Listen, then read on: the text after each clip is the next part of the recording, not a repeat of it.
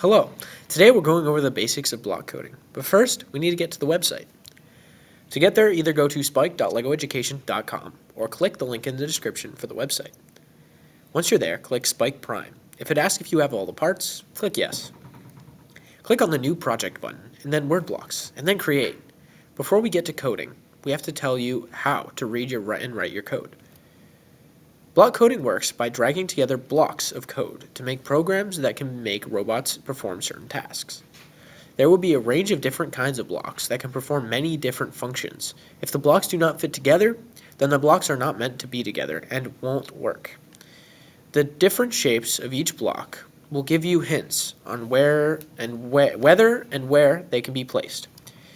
There are 8 essential blocks: motors, movement, light, sound, events, controls, and sensors. For the common blocks, the most common block category you will use to construct your code are event blocks, movement blocks, and motor blocks. Under event blocks, the blocks are at the beginning of every line, and they dictate when and where a line begins. The movement block, this is the block that will move both wheels for the specific motors of your robot.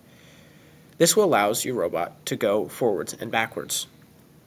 For motor blocks, the motor block is like the movement block. However, it focuses on one specific motor instead of both of them. This allows you to turn your robot.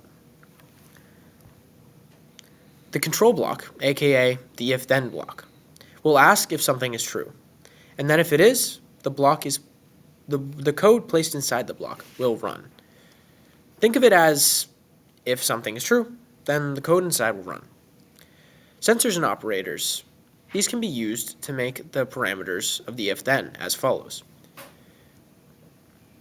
Now for some extra blocks. These are not needed during the competition, however, they're pretty fun, and they can change the appearance of the lights and the screen if the robot, and it can make it give certain sounds. It's pretty cool. Now it's your turn to make this pretty simple code. Try and put together some simple code using an if-then block. One important thing to keep in mind is that your code will often not work the first time. This is completely normal and is actually just one of the most important parts of coding.